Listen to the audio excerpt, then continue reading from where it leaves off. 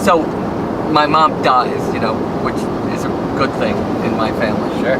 And she had spent all religious holidays at Bergdorfs, and would call me up when I was working and go, "You're working on Rosh Hashanah?" And I would go, "Ma, where are you?" And she'd go, "Bergdorfs." She dies, and we, not having a lot of experience with death in the family, didn't sort of know what the procedures were. But we all knew we weren't going to have an urn over the fireplace with Mom. Mom didn't have even a final will, despite the fact that she smoked 2 packs a day and drank a bottle of vodka every day. She didn't have a will of any kind, really. Then they ask you, at the funeral home, well, would you like an urn?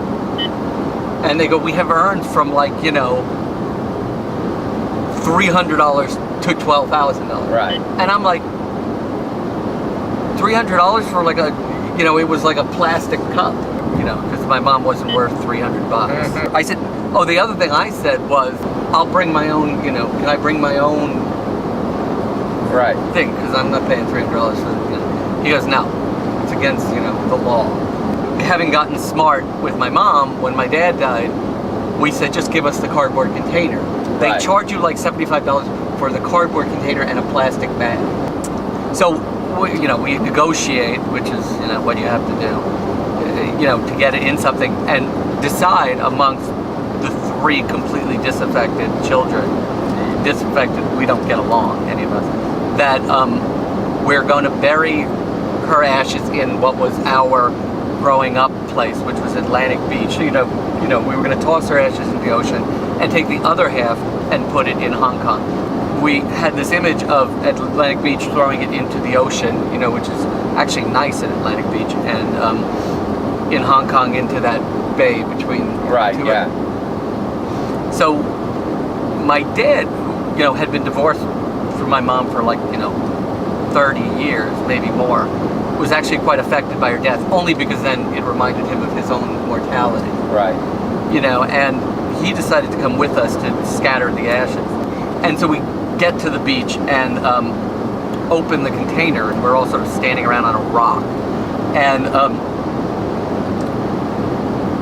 look in it, and the first thing I notice is they're lumps. Yeah, it's not what I imagined, which would, which of course upset me already, because they're pieces of burnt bone. And so we try to scatter them, and they end up blowing, half of her ends up blowing all over us, so we're coated with the ashes of my mother. I had always, actually, now that you asked me about the ashes, I had always thought that we would bury my mom at Bergdorfs, that we would take the ashes and scatter them at Bergdorfs. Right. That, when we got the ashes, that was when I realized that there's no ash. Well, there's too much ash. Right. I couldn't get away with scattering it at Bergdorfs. Yeah. It's not like... Yeah, just a little here. And I Stalag 17 and have put it in you put it in your pant pocket with a hole. Yeah. Yeah, no, there was no scattering at Bergdorfs. We fly to Hong Kong, and by the way, it's not the easiest thing on earth to check ashes. You actually have to declare it.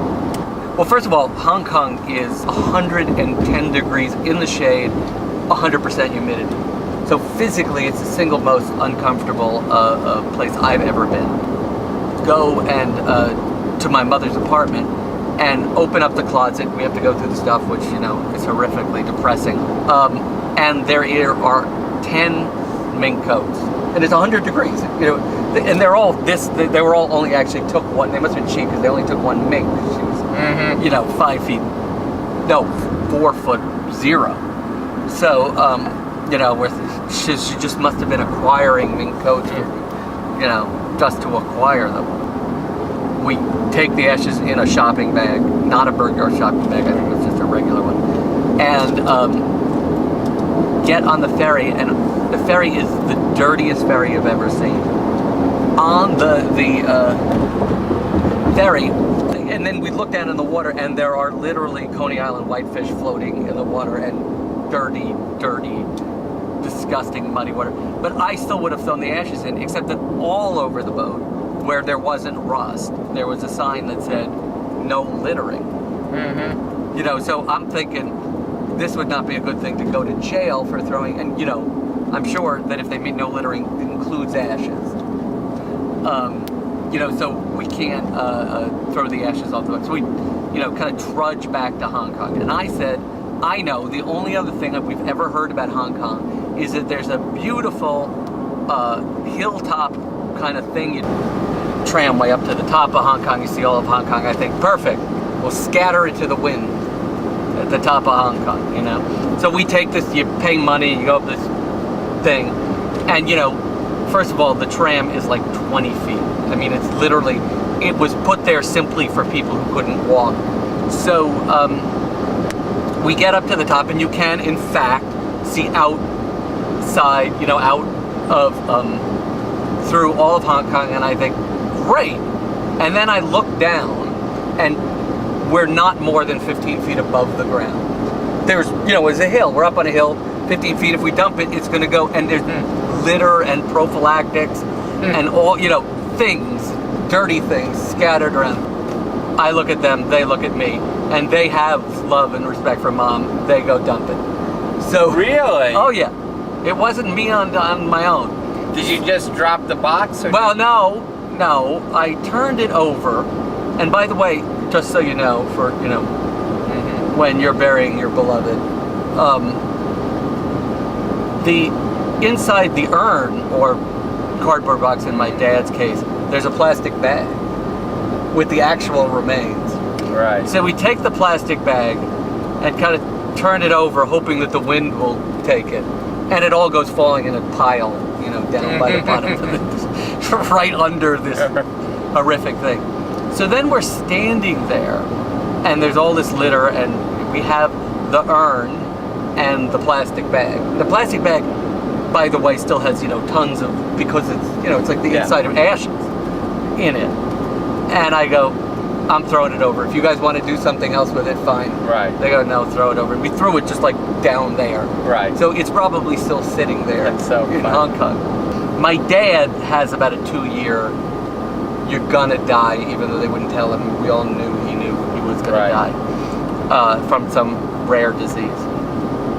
So over and over again during that 2 years, he said, I want you to scatter my ashes in Candlewood Lake, which was the lake that he went to. Yeah, in Connecticut. Right. And we think, you know, based on our past experiences, we can probably do this. It's a body of water, you know, we'll kind of figure this out. So your dad didn't know the layers of sadness of your mom's ashes and didn't say, Well, he was with us. Don't do anything with my ashes, you're untrustworthy. No, he didn't know that we dumped the, which is probably what he should have said. He didn't know that we dumped the ashes out of the way in Hong Kong. He was with us in Atlantic Beach when we had the sadness of the blowback. So he knew that whether we were trustworthy or not, that it's not a pleasant experience or one that anybody should go through. I mean, death isn't a pleasant experience, as I hear, but it's not one that you should go through, you know, make your loved ones go through. It should be, you know, go have a nice bottle of wine on hand. Right. We learned our lesson and got like a cardboard box with the baggie in it and head to Candlewood Lake. But, so I hadn't been there in years. My sister would go up, but she doesn't drive. So this was pre-GPS, 8 years ago, no GPS. Yeah. Not even the sad little thing you put on your dashboard with the tiny little screen. I got nothing. We drive then, and you know, we're literally lost for about 2.5, 3 hours. No. Yes, looking for Candlewood Lake. Just like driving down streets, and you know, it should be here, and you know, my kids were young, you know, so they're starting to whine. Yeah. And it's starting to get dark. And Susan had a young daughter also. They're all whining. So I'm like, okay, that's it. I said, we're going to find water. Candlewood Lake is up this next street, or it's not, you know, I'm not doing this. We've been through this once already. Right. So I get up we get up this next street, and there is, in fact, a stream Now, when I say Stream. stream, yeah, I think it might be a tributary of Candlewood Lake, but it's Yeah. not